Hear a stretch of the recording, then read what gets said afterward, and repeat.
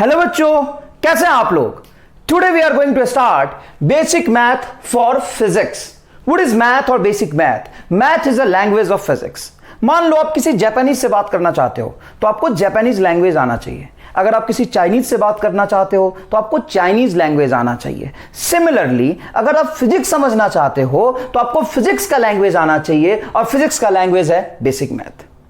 अगर आप फिजिक्स के कंसेप्ट को समझना चाहते हो और फिजिक्स के न्यूमेरिकल को सॉल्व करना चाहते हो तो अगेन आपको बेसिक मैथ आना चाहिए। कुछ मैथमेटिक्स होते हैं जो मैथमेटिक्स में नहीं पढ़ना हमें।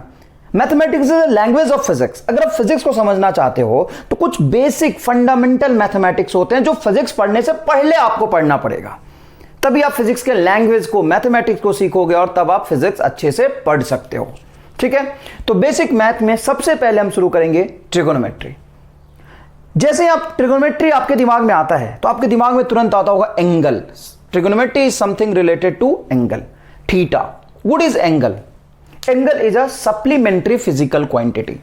Angle is a supplementary physical quantity. जैसे फंडामेंटल फिजिकल क्वांटिटी होते हैं mass, length, time, amount of substance, temperature etcetera.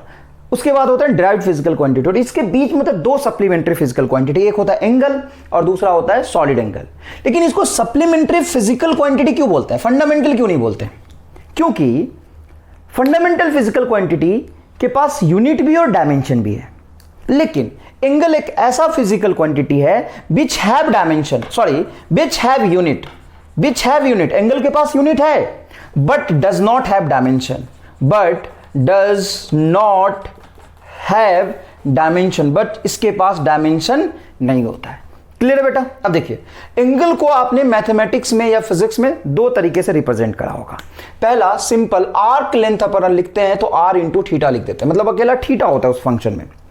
और या आपने देखा होगा sign theta, cos theta, tan theta etcetera. तो ट्रिगोनोमेट्री का मतलब क्या? एंगल नहीं। ट्रिगोनोमेट्री का मतलब है sine theta, cos theta, tan theta. इसको कहते हैं ट्रिगोनोमेट्रिक फंक्शन। ट्रिगोनोमेट्रिक फंक्शन, ये ट्रिगोनोमेट्रिक फंक्शन, ट्रिगोनोमेट्री यहां से स्टार्ट होता है। फिर ये क्या, यहां भी तो थीटा है बेटा, ये प्योर अलजेब्रिक फंक्शन है। जहां पे सिर्फ थीटा हो वो अलजेब्रिक फंक्शन है, वो ट्रिगोनोमेट्रिक फंक्शन नहीं है। ठीक है बेटा, तो आइए अब डिटेल में बात करते हैं कि आर्क लेंथ में थीटा किस तरीके से इंट्रोड्यूस होता है and trigonometric ratio sign theta, cos theta और टैन थीटा का क्या मतलब है। पॉज करके पहले यहां तक लिख लो। ठीक है बेटा, नेक्स्ट देखो, सबसे पहले आर्क लेंथ समझते हैं अपन। मान लो एक पॉइंट फिक्स किया और वहां से आर लेंथ का एक लाइन खींच लिया।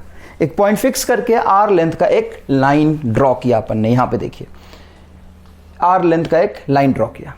ठीक है बेटा, और ये पॉइंट यहां पे हमने फिक्स कर लिया जिसको अपन बोल देते हैं सेंटर। अब इसके लेंथ को फिक्स रखते हुए अगर मैं इसको एंटी क्लॉकवाइज घुमाता हूं तो यहां से यहां तक ये कुछ एंगल ट्रेवल करेगा जिसकी वैल्यू होगी थीटा, और इस एंगल के कॉरस्पॉन्डिंग ये डिफाइंड हो जाएगा आपका आर्क लेंथ। आर्क लेंथ उतना ही ज्यादा होगा जितना ज्यादा यहां पे एंगल घूमेगा। अगर यहां तक जाते तो आर्क लेंथ और ज्यादा होता, मतलब arc length is directly proportional to angle. And अगर आप रेडियस बड़ा कर दो, रेडियस यहां तक रख लो, सेम एंगल के लिए घूमोगे तो आर्क लेंथ थोड़ा ज्यादा होगा। देखो ये वाले लेंथ के कंपेयर में इसका लेंथ ज्यादा है। या रेडियस कम कर दोगे तो आर्क लेंथ और कम हो जाएगा। मतलब arc length also depends upon radius, arc length also depends upon radius. तो ये डायग्राम आपको नहीं बनाना है, ये मैं फिजिकली विजुअलाइज करने के लिए आपको समझाया है बस, कि जो आर्क लेंथ होता है यहां से यहां तक, ये आर्क लेंथ होता है आर इंटू थीटा। अगर आप थीटा इंक्रीज करोगे तो आर्क लेंथ बढ़ेगा। मैं यहां पर रफ करके एक बार और दिखाता हूं। जैसे मान लो यहां से यहां तक आपने आर्क लिया, यहां से यहां तक इस थीटा के लिए, अगर यहां से यहां तक दूसरे थीटा के लिए आर्क लोगे तो देखो ये आर्क बड़ा हो जाएगा। और जितने बड़े रेडियस में जाके आर्क खींचोगे, मान लो यहां तक है, ये रेडियस में आर्क लो तो ये आर्क होगा, यहां पे आर्क लोगे तो ये आर्क होगा। तो जितना रेडियस कम करते जाओगे आर्क कम होता जाएगा। मतलब साफ है कि arc is proportional to angle and arc is proportional to radius vector. तो यहां से एंगल जो डिफाइन हो जाएगा वो हो जाएगा angle is equal to arc length upon theta, sorry arc length upon radius. Angle is ratio of arc length upon radius. Clear है? अब यहां पे एक सरप्राइजिंग चीज है जिसको अभी समझ लेना चाहिए, बाद में कंफ्यूजन ना हो आपको। देखो यूनिट तो आप अच्छे से जानते हो, रेडियस एक डिस्टेंस है तो इसका यूनिट होगा मीटर, ऐसा यूनिट होगा मीटर, और आर्क लेंथ का भी ऐसा यूनिट होगा मीटर, दोनों मीटर में मेजर करते हैं। इसका मतलब जो लेफ्ट हैंड साइड का यूनिट है वो राइट हैंड साइड का भी यूनिट होना चाहिए, हाँ बिल्कुल होना चाहिए। तो इसका यूनिट क्या होता है थीटा का, तो थीटा का यूनिट होता है रेडियन, अगर अकेला थीटा हो कहीं तो इस पर भी बात करेंगे डिटेल में, या आप डिग्री मान लो। तो अब प्रिंसिपल ऑफ होमोजेनिटी या यूनिट एंड डायमेंशन थोड़ा भी पढ़ा होगा, तो लेफ्ट हैंड और राइट हैंड दो मैथमेटिकल रिलेशन के बीच में इक्वल तभी आता है जब दोनों तरफ का यूनिट एंड डायमेंशन सेम हो। तो यूनिट सेम हो जरूरी नहीं, डायमेंशन सेम होना चाहिए। अब समझना, यहाँ पे आर्क मीटर में है, ये रेडियस मीटर में है, और ये है आपका रेडियन। तो रेडियन इंटू मीटर बराबर मीटर कैसे बन सकता है? इसीलिए एंगल को अलग कैटेगरी में रखा है सप्लीमेंट्री में। कारण समझ में आया कि ऐसी क्या जरूरत थी? इसी यहाँ पे देखो गलत होता हुआ दिखाई दे रहा है इक्वेशन, तो कहते हैं कि इसका डायमेंशन है ही नहीं, डायमेंशनली इक्वेशन ठीक है, इधर भी मीटर ये डायमेंशनलेस, लेकिन इसका यूनिट होता है। तो ये पूरे फिजिक्स में ये कंट्राडिक्शन थोड़ा सा यहाँ पे देखने को मिलता है यूनिट का। क्लियर है? तो यहाँ पे याद रखिएगा। आगे देखिए, नेक्स्ट देखिएगा, मान लो एक ट्रायंगल बनाता हूं और ये ट्रायंगल का एंगल है यहाँ पे थीटा। क्या इस ट्रायंगल के नीचे जिस पे एंगल बना है क्या वो बेस है क्या? नहीं, ये बेस डिफाइन नहीं हो सकता। क्या ये परपेंडिकुलर है क्या? नहीं, परपेंडिकुलर, ये हाइपोटेन्यूस नहीं होगा। परपेंडिकुलर बेस और हाइपोटेन्यूस किसी एंगल के लिए तभी डिफाइन होता है जब एंगल के सामने वाला एंगल स्ट्रेट आपको 90 डिग्री दिखाई दे। मतलब इसके जगह पे, ट्रायंगल तो आपने देख लिया, इसके जगह पे अगर मैं ट्रायंगल ऐसा बनाता हूं, देखना बेटा, ऐसा ट्रायंगल बनाता हूं और ये एंगल 90 होना, तो ये थीटा डिफाइन होगा और इसके सामने वाला ये परपेंडिकुलर होगा, ये बेस होगा और ये हाइपोटेन्यूस होगा। तो आपने 9th क्लास में पाइथागोरस थ्योरम पढ़ा होगा, परपेंडिकुलर का होल स्क्वायर प्लस बेस का whole square is equal to hypotenuse का होल स्क्वायर। सबसे पहला बेसिक रिलेशन ट्रायंगल का ये होता है, लेकिन इसमें एक एंगल 90 होना जरूरी है, तभी उस एंगल के सामने वाला 90 होगा, वही परपेंडिकुलर होगा। देखो, और जो एंगल डिफाइंड होता है हमेशा बेस और हाइपोटेन्यूस के बीच में होता है। तुम कह सकते हो यहां पे एंगल नहीं बनेगा क्या? बिल्कुल बनेगा। यहां पे मान लो कुछ अल्फा एंगल बन रहा है, इस अल्फा एंगल के लिए सामने वाला परपेंडिकुलर होगा, ये बेस नहीं है, इस अल्फा के लिए ये परपेंडिकुलर होगा, और इस एंगल थीटा के लिए ये बेस होगा और सामने परपेंडिकुलर होगा। क्लियर है बात? ये समझ में आना चाहिए, नहीं तो बच्चा समझता ही नहीं, यहाँ पे थीटा मानता है और इसी को परपेंडिकुलर मान लेता है। देखो, थीटा के सामने वाला परपेंडिकुलर होता है और एंगल हमेशा हाइपोटेन्यूस और बेस के बीच बनता है। यहाँ पे अगर मैं कोई एंगल लेता हूं तो ये हाइपोटेन्यूस और ये बेस बनेगा, और सामने वाला क्या होगा? परपेंडिकुलर। यहां एंगल लूंगा तो ये समझिए। अब यहाँ पे 3 लेंथ है, परपेंडिकुलर, बेस और हाइपोटेन्यूस। अब इन तीनों का अगर मैं रेशियो देखूं तो कितने रेशियो बना सकता हूं? 3 से मैं 6 से ज्यादा रेशियो नहीं बना सकता। कैसे? देखो, परपेंडिकुलर अपॉन हाइपोटेन्यूस, या बेस अपॉन हाइपोटेन्यूस, या परपेंडिकुलर अपॉन बेस, ये 3 तो बना। इसका उल्टा, hypotenuse upon perpendicular, hypotenuse upon base और बेस अपॉन परपेंडिकुलर। इसके अलावा कोई और रेशियो बना सकते हैं क्या आप? नहीं, इतने ही रेशियो बनेंगे। और ये रेशियो है perpendicular upon hypotenuse, ratio perpendicular on hypotenuse, nothing else. और इस रेशियो को ट्रिग्नोमेट्री में एक नया नाम दे दिया और इसको कहते हैं साइन थीटा। साइन थीटा मतलब what is sine theta? Sine theta is nothing but a ratio of 2 length perpendicular और हाइपोटेन्यूस। ये साइन थीटा का यूनिट क्या होगा? तो साइन थीटा का यूनिट नहीं होगा, यूनिटलेस होगा। क्यों यूनिटलेस होगा? क्योंकि लेंथ बटा लेंथ, मीटर बटा मीटर कैंसिल हो जाएगा। डायमेंशन क्या होगा? डायमेंशनलेस भी होगा, ना तो यूनिट होगा ना ही डायमेंशन होगा। तो ये याद रखना है कि जितने भी ट्रिगोनोमेट्रिक फंक्शन होते हैं, साइन, कॉस, टैन, ये सारे ही यूनिटलेस एंड डायमेंशनलेस होते हैं। आइए ये देखते हैं। Cos theta is equal to होता है base upon hypotenuse and tan theta is equal to perpendicular upon base. तो मेन यही होता है साइन थीटा, कॉस थीटा और tan theta. Sine theta perpendicular upon hypotenuse, cos theta base upon hypotenuse और tan theta perpendicular upon base. इसको ऐसे भी याद रख सकते हो, अगर आपको याद नहीं होने में दिक्कत होती है, करने में दिक्कत होती है, तो ऐसे याद रखो। पंडित, पी फॉर पंडित बद्री प्रसाद हर हर बोले। कैसे करना? देखिए इधर, पंडित बद्री प्रसाद हर हर बोले, perpendicular upon hypotenuse sign theta हो गया, base upon hypotenuse cos theta हो गया, परपेंडिकुलर अपॉन बेस तेरा टैन थीटा हो गया। तो बहुत आसानी से ये याद आप रख सकते हैं। क्लियर है ये बात? ये आसानी से आपको समझ आया होगा, कोई खास बात नहीं है। अब इसका उल्टा रेशियो है, ये देखा ध्यान से देखेंगे तो ये हो जाएगा सिंपल, साइन थीटा का उल्टा होता है कॉसेक थीटा, और ये होगा आपका कॉस थीटा का उल्टा होता है सेक थीटा, और ये हो जाएगा आपका टैन थीटा। अगर मैं यहां पे प्रोडक्ट करूं किसका? Sine theta into cosec theta, तो ये क्या आएगा? Sine theta into cosec theta. तो sine theta into cosec theta का प्रोडक्ट देखिए, ये sine theta into cosec theta, cosec theta, h by P, p by H, तो इसको रखेंगे h बाई पी और p बाई एच, तो यहां से h से h कैंसिल होगा, p से p कैंसिल होगा, ये क्या आ जाएगा 1 आ जाएगा। अच्छा, cos theta into sec theta का प्रोडक्ट क्या होगा, ये भी 1 आ जाएगा, और tan theta into cot theta का प्रोडक्ट क्या होगा, ये भी 1 आ जाएगा। tan theta into cot theta का प्रोडक्ट क्या होगा, 1 होगा। क्लियर है ये बात? अच्छा, और कुछ बातें समझिए। Sine theta is equal to क्या हो जाएगा, 1 अपॉन कॉसेक थीटा। इसको आप इन नंबर ऑफ तरीके से समझ सकते हैं। कैसे, यहां पे देखिए sine theta p by H, clear है, और h बाई पी क्या होता है, कॉसेक थीटा, तो sine theta is equal to 1 upon cosec theta, या sine theta is equal to 1 upon cosec theta, cosec theta को नीचे ले आएंगे तो sec theta is equal to क्या होगा, 1 upon cos theta. Tan theta cot theta का इनवर्स होता है। आप यहां से लिख सकते हैं साफ साफ और ढंग से देखें तो tan theta is equal to 1 upon cot theta, कोई खास बात नहीं है। तो आपको समझ आया? तो बताइए एंगल कितने तरीके से इंट्रोड्यूस होता है, एक साइन कॉस और टैन के अंदर इंट्रोड्यूस होता है, या डायरेक्ट थीटा इंट्रोड्यूस हो जाता है, एंगल इंट्रोड्यूस हो जाता है आर्क में। Arc length is equal to आप लिख सकते हैं आर इंटू थीटा। अब जो थीटा का मेजरमेंट है उसके कुछ बेसिक पॉइंट्स है, इसको पॉज करके लिखिए पहले, उसके कुछ बेसिक्स पॉइंट है वो समझिए। अगर मैं एंटी क्लॉकवाइज आता हूं तो एंगल को लेता हूं पॉजिटिव, और अगर मैं क्लॉकवाइज घूमता हूं तो एंगल का मेजरमेंट हो जाता है नेगेटिव में। ये खास बात है, इसको लिखिए। अगर मैं रोटेशन एंटी क्लॉकवाइज डायरेक्शन में करता हूं, अगर मैं रोटेशन को एंटी क्लॉकवाइज डायरेक्शन में करता हूं तो एंगल पॉजिटिव लेते हैं, और रोटेशन क्लॉकवाइज डायरेक्शन में करता हूं तो एंगल को नेगेटिव लेते हैं। कोई खास बात नहीं है। यहां पे आप 1 सेकेंड में इसको विजुअलाइज कर सकते हैं। देखिए बेटा, यहां पे अगर आप इस तरफ घूम के जाएंगे तो ये होगा आपका पॉजिटिव एंगल, और अगर आप नीचे घूम के आएंगे तो ये होगा आपका नेगेटिव एंगल। ये लिखना है बस आपको। क्लियर है? अब मेजरमेंट का रेफरेंस तो समझ में आ गया कि एंटी क्लॉकवाइज के लिए होता है पॉजिटिव और क्लॉकवाइज के लिए होता है नेगेटिव। अब उसका यूनिट बहुत इंपॉर्टेंट है, तो आइए डिस्कस करते हैं यूनिट ऑफ एंगल।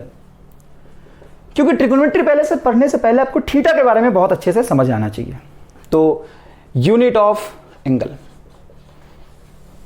सबसे पहला इसका यूनिट होता है radian, second one is degree. यही 2 मेन यूनिट है, लेकिन डिग्री को स्मॉल एंगल के लिए हम लोग मिनट और सेकेंड में चेंज करते हैं। ये कन्वर्जन हम देखेंगे, ठीक है। नहीं, तीसरा यूनिट नहीं है असल में, ये डिग्री का ही कन्वर्जन है। क्लियर है? अब देखो, मान लो कि एक प्लेन में एक सर्कुलर रोटेशन कंप्लीट करते हैं तो कितना एंगल ट्रेवल करते हैं, 2 पाई रेडियन और 360 डिग्री। आपने 9th क्लास में पढ़ा होगा ये। तो 2 पाई रेडियन और एक रोटेशन के लिए कितना होता है बेटा, 360 डिग्री। तो यहां से इक्वल कर सकता हूं मैं, क्योंकि फिर मैथमेटिकली बराबर होगा 2 pi radian is equal to 360 degree, और वो 2 को इधर ले आओ तो 180 डिग्री हो जाएगा। तो यहां से समझिएगा बेटा अच्छे से, pi radian is equal to 180 degree. तो ये रट्टा लगा लेना आपको, दोनों यूनिट के बीच में जो रिलेशन आया है ये आपको रटा हुआ होना चाहिए। Pi radian is equal to 180 degree और 180 degree is equal to pi radian. यहां से आप ये भी निकाल सकते हैं 1 रेडियन, पाई को यहां से हटा दे तो 1 रेडियन इज इक्वल टू हो जाएगा 180 degree by pi. 180 degree by pi मतलब इसको कह सकते हो 180 बाई पाई इंटू 1 डिग्री। यहां से 1 डिग्री निकालोगे बेटा, बहुत आसान है, देखना ढंग से। यहां से 1 डिग्री निकालोगे तो 1 डिग्री इज इक्वल टू क्या होगा, इसको लिख सकते हैं आप 180 मल्टीप्लाई 1 डिग्री। तो 180 को इधर ले जाओगे तो 1 डिग्री इज इक्वल टू हो जाएगा pi radian divided by 180। 1 degree is equal to pi radian divided 180। मैं आपको सजेस्ट नहीं करूंगा कि आप ये दोनों रटें, आप सिर्फ और सिर्फ ये याद रखें। मैं सिर्फ इसी से सवाल करा दूंगा, ये भी कन्वर्ट करने की जरूरत नहीं पड़ेगी। Pi radian is equal to 180 degree, 180 degree is equal to pi radian. Next है मिनट। तो छोटे एंगल के लिए, फॉर स्मॉल एंगल हम लोग एंगल का यूनिट यूज करते हैं मिनट। समझिएगा 1 degree is equal to 60 double dash 60 dash का मतलब होता है 60 मिनट। 60 मिनट तो 1 मिनट इज इक्वल टू क्या हो जाएगा, 1 मिनट इज इक्वल टू हो जाएगा 1 डिग्री बाई 60। मतलब 1 डिग्री का 60 टाइम्स छोटा यूनिट होता है 1 मिनट। और 1 सेकेंड भी यहां से निकाल सकते हो। 1 सेकेंड इज इक्वल टू क्या होगा, तो 1 minute is equal to 60 second. तो 1 सेकेंड इज इक्वल टू हो जाएगा 1 डिग्री डिवाइडेड बाई 60 मल्टीप्लाई 60 मतलब 3600। ठीक है ना। तो ये कन्वर्जन आपको फिजिक्स में करना पड़ेगा छोटे एंगल के लिए, तो इसको आपको याद रखना। हमने दो यूनिट डिफाइन किया है, रेडियन और डिग्री। दो यूनिट डिफाइन करा क्यों? क्योंकि एंगल को दो तरीके से रिप्रेजेंट करते हैं। एक अलजेब्रिक फंक्शन में मान लीजिए y इज इक्वल टू सिर्फ थीटा लिखा हो, 2 थीटा 4 थीटा लिखा हो, या trigonometric function y is equal to sine theta लिखा हो। तो अगर y is equal to theta लिखा है सिर्फ, तो याद रखिए एंगल का ऐसा यूनिट है, एंगल का ऐसा यूनिट क्या होता है? ऐसा यूनिट होता है रेडियन। यहां पे इस थीटा को सिर्फ आप रेडियन में रख सकते हैं, सिर्फ रेडियन में यूज करेंगे यहां पे। अब डिग्री रखेंगे तो ये गलत हो जाएगा। आप y is equal to theta, theta को 30 डिग्री नहीं रख सकते। लेकिन अगर y is equal to sine theta हो, इसमें थीटा ट्रिगोनोमेट्रिक फंक्शन के अंदर आता है, इसमें थीटा को आप 30 डिग्री के फॉर्म में भी रख सकते हो और रेडियन के फॉर्म में भी रख सकते हैं। तो आपको याद रखना पड़ेगा कि सिर्फ थीटा हो, वहां पे थीटा का जो यूनिट होगा वो सिर्फ और सिर्फ रेडियन में ही होगा। लेकिन साइन के अंदर है तो डिग्री में भी होगा और रेडियन में भी होगा।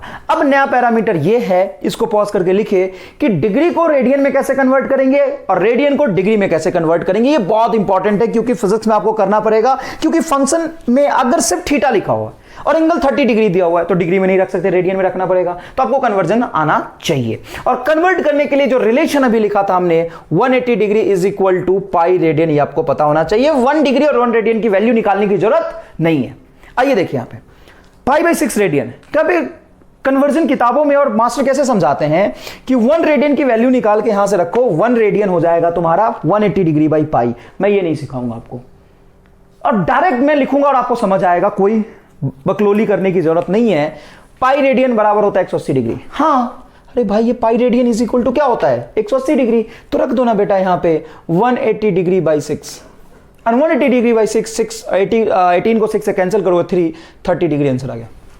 कुछ करना ही नहीं पड़ा।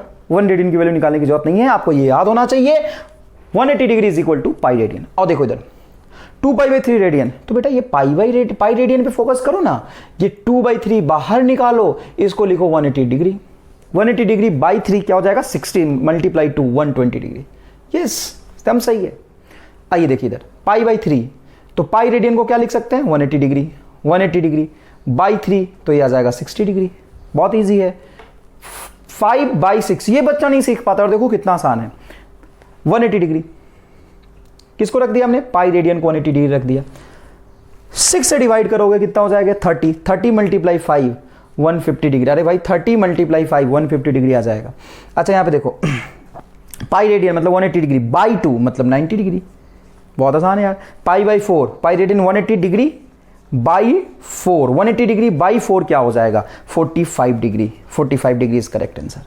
क्लियर है? तो रेडियन से डिग्री में कन्वर्ट करने में कोई दिक्कत आपको नहीं आया सच। अब कन्वर्ट करते हैं हम लोग degree to radian. Degree to radian कैसे करेंगे? मान लो 30 डिग्री, 180 डिग्री तो दिख नहीं रहा। अब देखना यहाँ पे तरीका देखना, 1 डिग्री की वैल्यू निकालने के लिए मैं नहीं कहूंगा आपको, आंसर देखना तुम फटाफट। इसको लिखो तुम 30 इंटू 1 डिग्री 30 डिग्री है, कोई दिक्कत नहीं है। एक काम करो, ये 30 डिग्री रहेगा, अगर इसको 6 से मल्टीप्लाई और 6 से डिवाइड कर दो। हाँ कर सकते हैं, 6 से मल्टीप्लाई 6 से डिवाइड किया।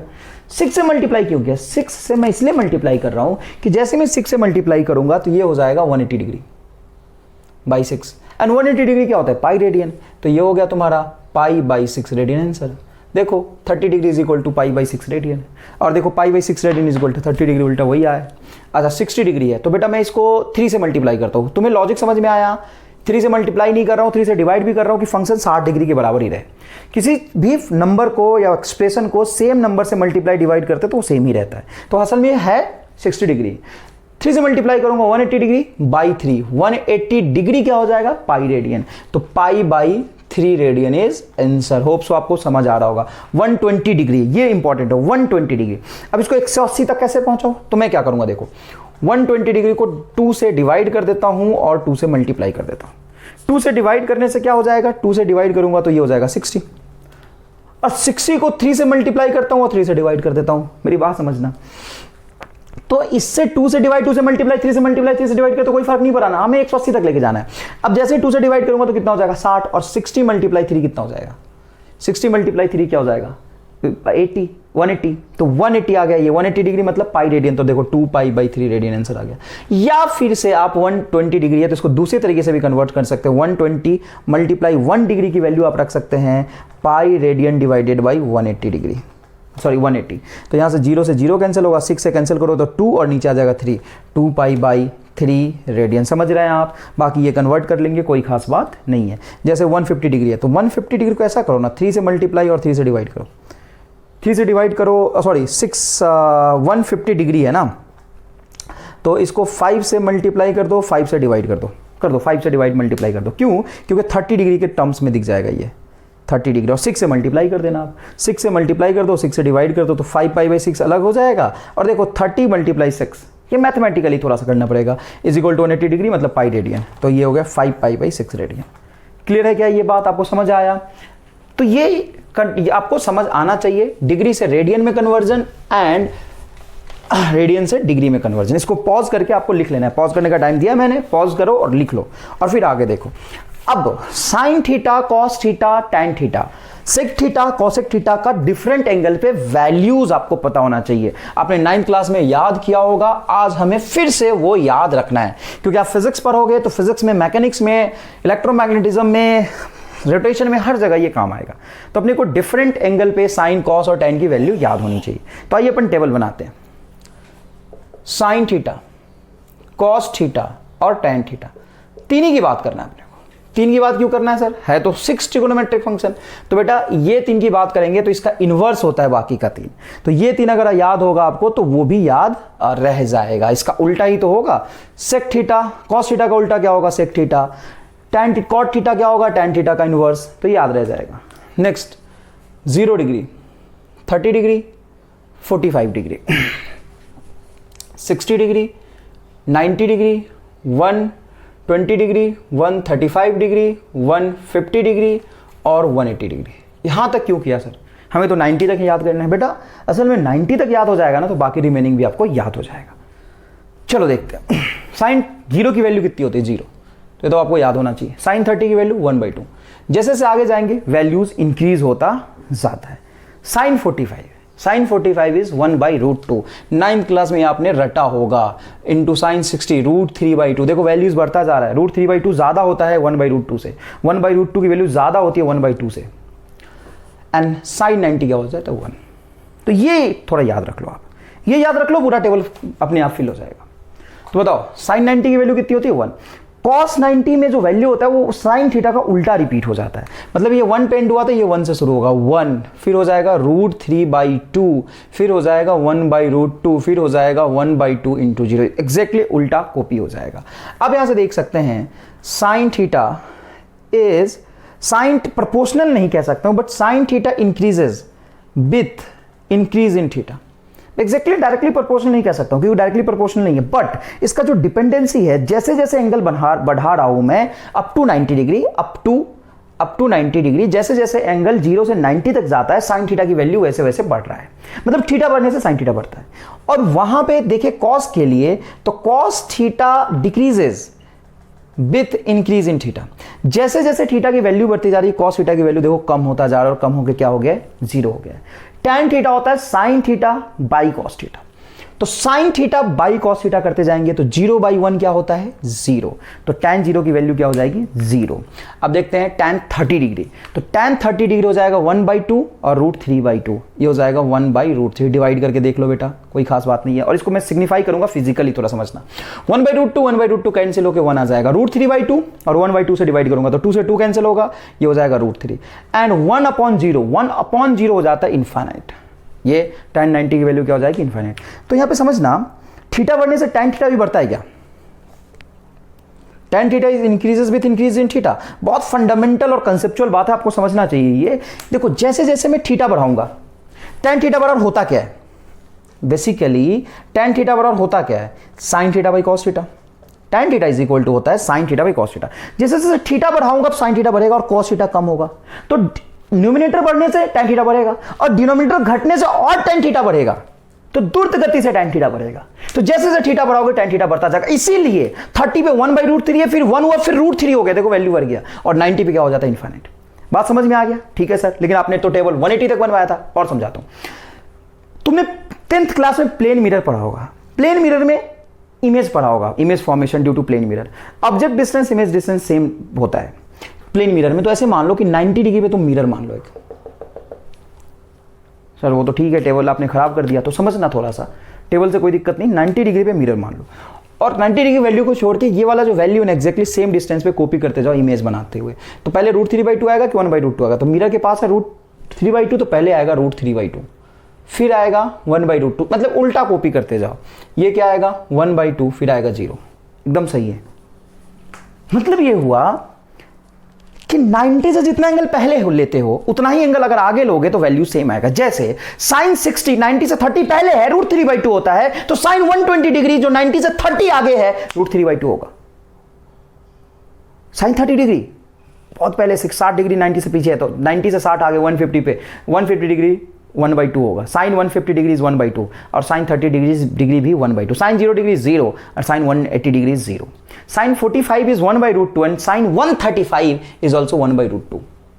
देखो 5 के मल्टीप्लायर में तो देखो 2 ही है, नहीं तो 30 है 60 एकदम 0 0 वाले टर्म है। 5 के मल्टीप्लायर में 45 135 एकदम वैल्यू सेम होगा। एकदम उल्टा कॉपी कर दो बस, ये तुम्हें याद था इसका उल्टा कॉपी कर दो। बच्चे याद नहीं रख पाते यहां तक, देखो कितना आसान है ये।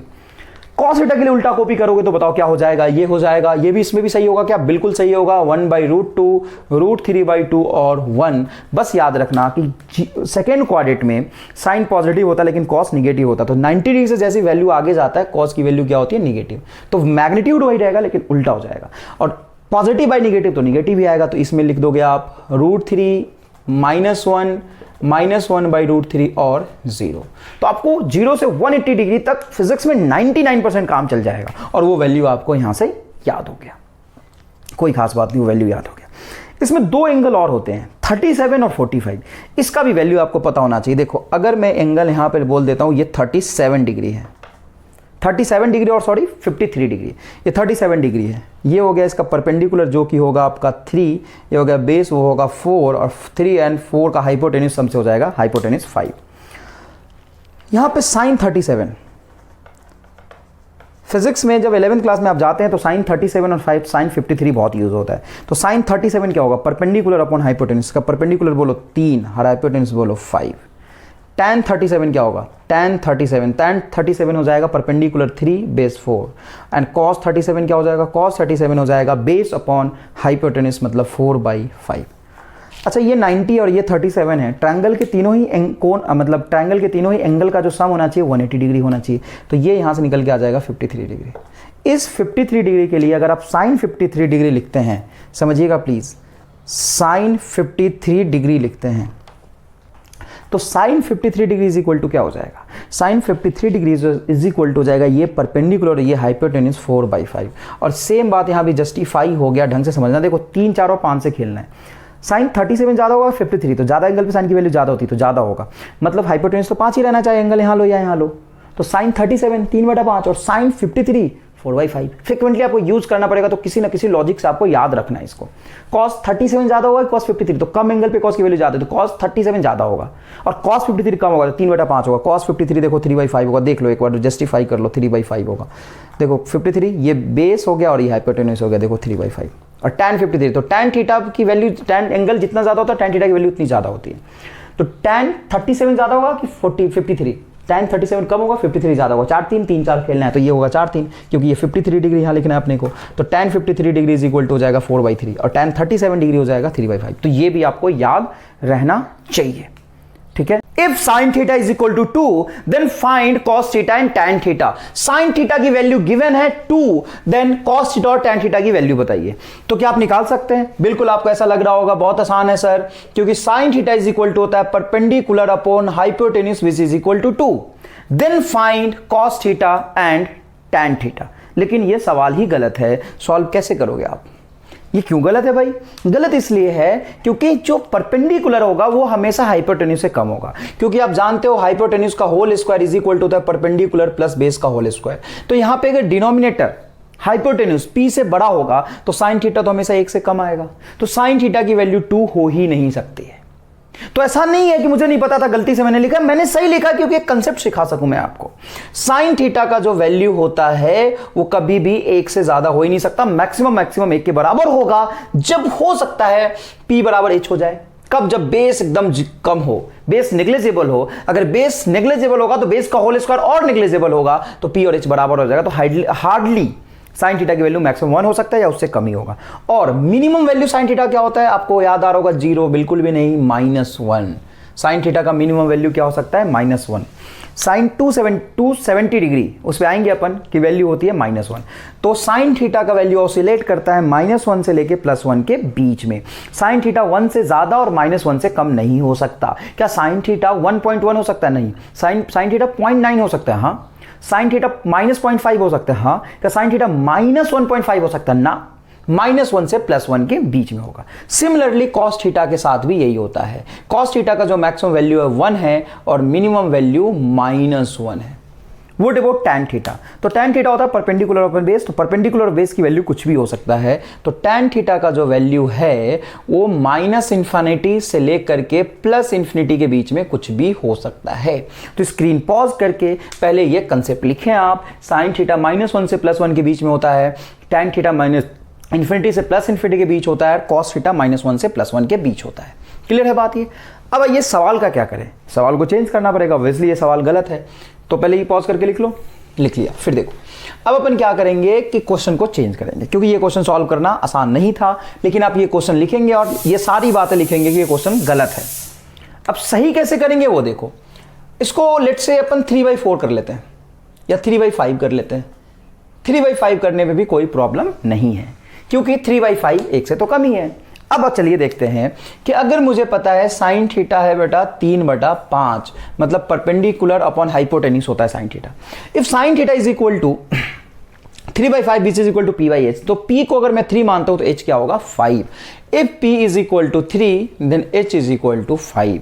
तो यहां से देख सकते हो p का होल स्क्वायर प्लस b का whole square is equal to h का होल स्क्वायर।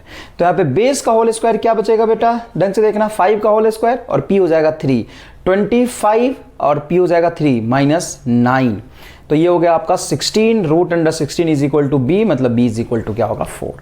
बेस क्यों निकाला आपने? अगर आप परपेंडिकुलर को 3 मानते हो तो हाइपोटेन्यूज 5 होगा। बेस क्यों निकाला? क्योंकि कॉस थीटा होता है base upon hypotenuse. Base is equal to 4, hypotenuse 5, 4/5। Tan theta होता है परपेंडिकुलर अपॉन बेस, तो tan theta is equal to हो जाएगा परपेंडिकुलर आपका हो गया 3 और बेस हो गया आपका 4, 3/4। क्लियर है क्या ये बात? पॉज करो स्क्रीन को और फिर से ये लिख लो, ठीक है बेटा। नेक्स्ट देखो, if tan theta is equal to 2, क्या ये भी सवाल गलत है? नहीं, tan थीटा की वैल्यू तो कुछ भी हो सकता है, क्योंकि परपेंडिकुलर और बेस का रिलेशन कुछ भी हो सकता है। तो if tan theta is equal to 2 then find sin theta and cos theta and tan theta. तो देखो बेटा, tan थीटा अगर 2 है तो आप लिख सकते हो tan theta is equal to होता है परपेंडिकुलर अपॉन बेस। क्लियर है? इज इक्वल टू 2, तो 2 है तो डिवाइड बाई 1 करने पे कोई प्रॉब्लम नहीं है। तो अगर आप परपेंडिकुलर को 2 मानते हो तो बेस आपका क्या होगा, 1। If p is 2 then b must be 1। ठीक है? तो हाइपोटेन्यूज क्या होता है, √p का होल स्क्वायर प्लस b का होल स्क्वायर। तो हाइपोटेन्यूज यहां से हो जाएगा बेटा 2 का होल स्क्वायर 4 एंड 1 √5। तो यहां से आप निकाल सकते हैं sine theta is equal to perpendicular 2 और हाइपोटेन्यूज हो जाएगा आपका √5। तो साइन थीटा हो गया 2/√5। एंड कॉस थीटा की बात करेंगे तो कॉस थीटा हो जाएगा बेस अपॉन हाइपोटेन्यूज 1/√5। क्लियर है बेटा? और tan theta is equal to हो जाता है परपेंडिकुलर अपॉन बेस, वो तो पता ही है अपने को।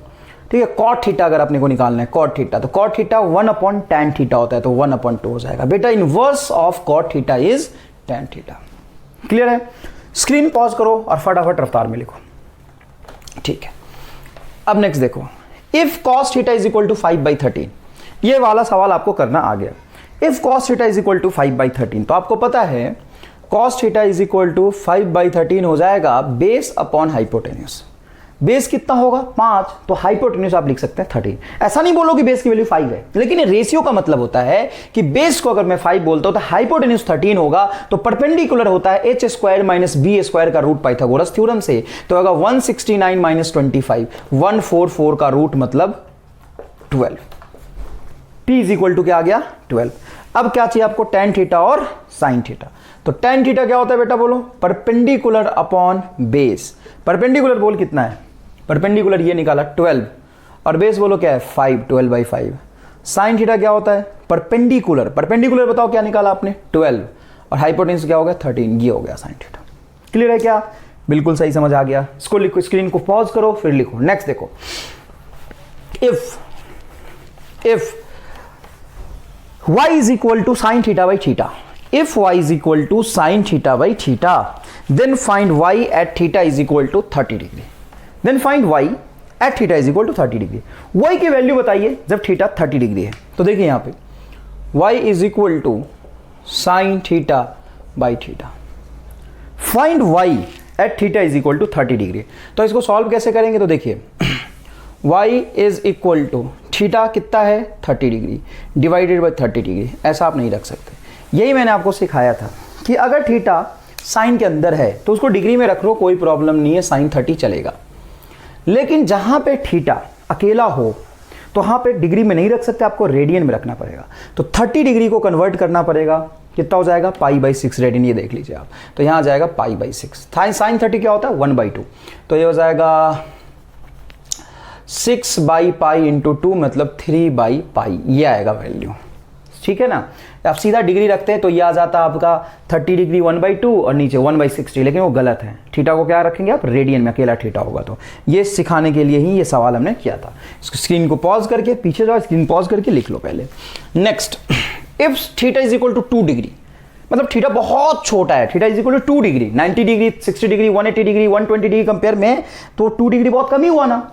तो if theta is equal to 2 degree then find cos theta sin theta and tan theta. तो देखिए y is equal to sine 2 degree की वैल्यू मेरे से पूछ रहा है। सिंपल y क्या सब लिखेंगे आप, सीधा लिखिए sin थीटा की वैल्यू चाहिए कब, जब थीटा 2 डिग्री है। तो sin 2 डिग्री की वैल्यू चाहिए, cos 2 डिग्री की वैल्यू चाहिए, इसकी वैल्यूज क्या होगी। तो इसको निकालने के तरीके को कहते हैं हम लोग small angle approximation. Small angle approximation होता क्या है, तो देखो अगर मैं साइन थीटा की बात करूं और थीटा बहुत छोटा है तो इसमें लगा दे, तो ऐसे लिखते हैं लिमिट थीटा एरो 0 डिग्री का मतलब है theta is not 0 but theta tends to 0, मतलब थीटा 0 के पास है। तो साइन थीटा की जो वैल्यू होगी वो थीटा के बराबर होगी। ये तो मैंने जस्ट लिख दिया। अब कैसे होगी, तो आइए समझा भी देता हूं। ये समझना बहुत जरूरी नहीं है क्योंकि अब मैथमेटिक्स में ये सब डेरिवेशन पढ़ते हैं। फिजिक्स में क्या करना है कि कुछ पॉइंट्स है जिसको आप डायरेक्टली याद रख के यूज करना है, बाकी समझ जाइए, कोई दिक्कत नहीं है। साइन थीटा याद करिए क्या होता है, परपेंडिकुलर अपॉन हाइपोटेन्यूज होता है। मान लो एंगल छोटा है, मतलब ऐसा कुछ बनेगा एंगल छोटा, ये एंगल छोटा थोड़ी ना हुआ भाई। तो एंगल छोटा होते ही आपको एक खास बात समझ में आएगा कि छोटा एंगल के लिए जो परपेंडिकुलर होगा वो बहुत कम होगा। यहाँ पे देखिए ये आपका हाइपोटेन्यूज और बेस है, इसकी लगभग लेंथ बराबर होता है, तो इसको आर मान लो। तो ये आर्क लेंथ जैसा दिखेगा, पी आर्क लेंथ क्या हो जाता है आर इंटू थीटा। अगर ये एंगल छोटा है तो थीटा लिख सकते हैं। अब बताओ साइन थीटा क्या होता है, परपेंडिकुलर अपन हाइपोटेन्यूज। परपेंडिकुलर बोलो क्या है आर थीटा, और हाइपोटेन्यूज कितना है आर, तो आर से आर कैंसिल हो गया, आ गया थीटा। बहुत आसान था यार ये तो। देखो ऐसे आप ऐसे लिखोगे तो ये एंगल छोटा नहीं है, ये सॉरी ये परपेंडिकुलर के लिए ये एंगल छोटा नहीं। एंगल छोटा कब होगा, जब ये एंगल ऐसे बनेगा। तो ये तो बहुत कम हो गया ना बेटा, तो इसको कह सकते हो आप लेंथ आर आर बोल दो, तो ये आर्क लेंथ हो जाएगा आर थीटा और हाइपोटेन्यूज हो जाएगा आर, परपेंडिकुलर आर थीटा बटा हाइपोटेन्यूज आर क्या हो जाएगा थीटा। तो अगर थीटा बहुत छोटा हो तो साइन थीटा की वैल्यू क्या हो जाती है थीटा। एक थ्योरम यहां से और है, इसी का दूसरा फॉर्मेट है, कोई खास बात नहीं। साइन थीटा बाई थीटा की वैल्यू बताइए if limit tends theta tends to 0 का मतलब कुछ नहीं है कि थीटा बहुत छोटा है, ये समझाने की कोशिश कर रहा है। तो साइन थीटा बाई थीटा क्या होगा 1। अरे 1 कैसे भाई, क्योंकि थीटा जब छोटा होता है तो साइन थीटा क्या हो जाता है थीटा, और थीटा ये बनेगा और बटा थीटा, तो थीटा से थीटा कैंसिल होगा तो 1 ही आएगा ना यार। अच्छा ठीक है, limit theta tends to 0 then cos theta की वैल्यू क्या होगी, कॉस थीटा की वैल्यू 1 होगी अगर थीटा बहुत छोटा है तो। ऐसा क्यों, तो ऐसा इसीलिए cos theta is equal to, बताइए क्या होता है, cos theta is equal to होता है बेस अपॉन हाइपोटेन्यूज। और यहां से देखो आप बेस और हाइपोटेन्यूज दोनों आर आर के बराबर है, तो यहां पे क्या लिखेंगे आप आर बटा आर, तो क्या हो गया 1 हो गया। और वैसे भी साइन 0 की वैल्यू क्या होती है 1, और थीटा बहुत 0 है तो 1 के बराबर होगा लगभग। अच्छा tan की वैल्यू क्या लिखेंगे, tan होता है परपेंडिकुलर अपॉन बेस। परपेंडिकुलर बोलिए कितना यहां बन रहा था आर थीटा, और बेस क्या था आर, तो tan थीटा भी क्या हो जाएगा theta. tan theta is equal to क्या होगा theta, where limit theta tends to 0, और थीटा कब किसके बराबर होता है साइन थीटा के बराबर होता है। मतलब ये हुआ, फिजिक्स में बहुत यूज होता है इसका कि अगर थीटा छोटा है तो साइन थीटा लिखो tan थीटा लिखो, वैल्यू बराबर आएगा, और वो वैल्यू किसके बराबर होगा थीटा के बराबर। तो अब वैल्यू निकालते साइन 2 डिग्री की। साइन 2 डिग्री बताओ क्या होगा, तो 2 डिग्री छोटा है तो 2 डिग्री हो जाएगा। लेकिन गलत, कैसे गलत? ऐसे गलत कि साइन 2 डिग्री बराबर 2 डिग्री होगा, लेकिन डिग्री में नहीं रख सकते क्योंकि जैसे ही बाहर निकलेगा तो ये जो थीटा बाहर निकल आके आ गया ये तो रेडियन में होगा। जब तक ये अंदर था तो इसको डिग्री में भी रख सकते थे, लेकिन जब ये बाहर आ गया तो ये सिर्फ और सिर्फ रेडियन में होगा। बहुत इंपॉर्टेंट बात है, तो इसको कन्वर्ट करना पड़ेगा। तो 2 और 1 डिग्री इज इक्वल टू क्या होता है? Pi by 180 radian. तो ये हो जाएगा बेटा पाई बाई 90 रेडियन। तो साइन 2 डिग्री, देखिए कितना बढ़िया जवाब आया, sine 2 degree is equal to pi by 90 radian. Cos 2 degree, cos 2 degree is equal to 1। कैसे भाई? तो देखो थीटा अगर छोटा होता है तो कॉस थीटा की वैल्यू आ जाता है 1। tan 2 डिग्री, तो tan 2 degree is equal to 2 radian होता, तो यहाँ पे रेडियन में कन्वर्ट करेंगे तो ये आ जाएगा पाई बाई 90 रेडियन। क्या आपको समझ आया? थोड़ा सा बहुत इंपॉर्टेंट कंसेप्ट है, इसको पॉज करके आराम से लिखना। कुछ रिजल्ट और देख लो, जैसे मान लो cos 4 डिग्री बोलता है तो cos 4 डिग्री भी 1, tan 4 डिग्री बोलता तो नहीं, tan 4 डिग्री में क्या होगा? 4 रेडियन। तो 4 इंटू पाई बाई 180 रेडियन। अब होता है large angle approximation. Large angle में कभी कभी नीट में से सवाल पूछ देते हैं एम्स में कि साइन 89 डिग्री की वैल्यू बताओ, तो 0, क्योंकि साइन 90 0 हो रहा है भाई, तो साइन 89 क्या होगा? 0 के पास होगा एकदम, तो 0 लिख दो, कोई बुराई नहीं है। अच्छा सॉरी 1 साइन 91 होता है, आई एम सॉरी साइन 90 क्या होता है? 1। कॉस की बात कर रहा था क्योंकि ये 88.5 डिग्री कॉम्पटन इफेक्ट में एम्स का पूछा हुआ सवाल है। 88.5 डिग्री कॉस 90 क्या है? 0। 90 मतलब बहुत बड़ा वैल्यू, परपेंडिकुलर बहुत बड़ा होगा, बेस बहुत छोटा होगा। तो देखो कॉस 90 डिग्री वैल्यू क्या हो जाता है? बेस अपॉन हाइपोटेन्यूज, बेस बहुत छोटा होगा तो ये क्या हो जाएगा? 0। कॉस 90 क्या होता है? 0। तो 88.5 डिग्री तो एकदम 90 के पास है बेटा, तो कॉस 88.5 डिग्री क्या हो जाएगा? 0। तो इसके साथ साथ आपको ये भी याद होना चाहिए। क्लियर है क्या बेटा यहां तक? अब नेक्स्ट और सबसे ज्यादा इंपॉर्टेंट सेक्शन है कुछ ट्रिगोनोमेट्री फॉर्मूला। कुछ trigonometry formula like sign A plus B. मतलब देखो ए और बी दोनों ही एंगल है, लेकिन एक के साइन के अंदर ही 2 एंगल चिपका दिया मैंने, ए और बी दोनों ही एंगल है। जैसे थीटा एंगल होता है ना, इसी तरीके से ए और बी क्या है? एंगल। लेकिन दोनों एंगल को किसके अंदर चिपका दिया मैंने? साइन के अंदर। तो क्या लिखा इसको? साइन ए प्लस बी का फॉर्मूला क्या होता है? तो समझना, साइन एक ईमानदार फंक्शन है, उसको जो भी दोगे ना वो कॉस के साथ बराबर हिस्से में बांट लेता है। ठीक है, तो देखो कैसे, मान लो यहां पे लिखता हूं साइन ए प्लस बी। तो साइन क्या करता है कि एक एंगल खुद रखता है साइन ए, और एक एंगल कॉस को दे देता है, और प्लस दूसरी बार वही पहला जो खुद रखा था वो कॉस को दे देता है और दूसरा खुद रख लेता है। तो ये क्या हो जाएगा? Sine B. देखो कितना आसान फॉर्मूला है, साइन ए प्लस बी का फॉर्मूला होता है। ये मैथमेटिक्स में इसको ड्राइव भी करते हैं, लेकिन तुम्हें नहीं करना, तुम्हें तो बस इसको यूज करना है फिजिक्स में। और यूज करने के लिए डेरिवेशन याद रहना चाहिए कि याद कंसेप्ट याद रहना चाहिए, फॉर्मूला आपको डायरेक्ट याद रहना चाहिए। तो साइन ए प्लस बी होता है sine A into cos B plus cos A into sine B. बहुत आसान है, पहला एंगल खुद रखा, दूसरा कॉस को दिया, प्लस दूसरा एंगल खुद रखा और पहला कॉस को दिया। अगर यहां पे मैं ऐसे लिखूं साइन ए माइनस बी, तो ये हो जाएगा sine A into cos B. Same pattern रहेगा, लेकिन बीच में माइनस आ जाएगा क्योंकि मेन फॉर्मूले में माइनस है, बस कोई खास बात नहीं। लेकिन अगर आप कॉस को दोनों एंगल दे देते हो ए प्लस बी, तो कॉस थोड़ा सा बेईमान फंक्शन है, क्या करेगा कि दोनों को खुद ही रख लेगा। तो ये क्या बन जाएगा बताओ? ये बन जाएगा cos A into cos B, और अगर प्लस हो तो माइनस कर लेता है, और दूसरी बार दोनों एंगल किसको दे देगा? साइन को, और नीचे अगर माइनस रखूं तो ये इसमें आएगा प्लस। और अगर आप tan की बात करते हैं तो tan a प्लस बी हो जाता है बेटा, ध्यान से देखिए, tan a plus tan b divided by 1 minus tan a into tan b। Clear है? तो ये बेसिक फॉर्मूला एकदम फंडामेंटल ट्रिग्नोमेट्री का फॉर्मूला, ये आपको याद रहना चाहिए। Sine A plus B, sine A minus B, cos A plus B, tan a plus B.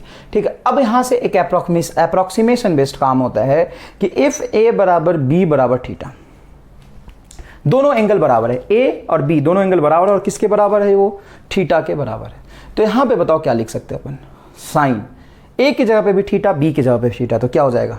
2 theta is equal to, यहां भी थीटा थीटा थीटा थीटा, तो ये होगा sign theta into cos theta, फिर होगा sign theta into cos theta, तो ये हो जाएगा 2 sine theta into cos theta.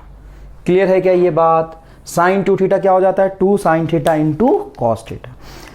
अगर मैं 2 थीटा को अल्फा बोल दूं एक सेकेंड के लिए, कि मैं साइन थीटा का ही फॉर्मूला देखना चाहता हूँ, मतलब अल्फा, 2 थीटा को बस अल्फा बोल दिया, तो 2 थीटा की जगह पे क्या रखूंगा, अल्फा। तो यहाँ पे देखो क्या बनेगा, sine alpha is equal to 2 sine theta की जगह पे क्या रखूंगा, तो थीटा की जगह पे रखूंगा अल्फा बाई 2, मतलब कुछ नहीं किया, एंगल को आधा कर दिया, तो ये हो जाएगा theta by 2, sorry alpha by 2, theta को क्या लिखूंगा, अल्फा बाई 2, देखो थीटा को लिखूंगा alpha by 2 into cos alpha by 2। तो इसको कहते हैं हाफ एंगल फॉर्मूला, यहाँ पे थीटा भी लिख देते कोई बुराई नहीं था, sine theta is equal to 2 sine theta by 2 into cos theta by 2। तो हाफ एंगल फॉर्मूला है ये, बहुत रेयरली फिजिक्स में यूज होता है, ये इस पे आपको फोकस नहीं करना, ये आपको रटा हुआ होना चाहिए।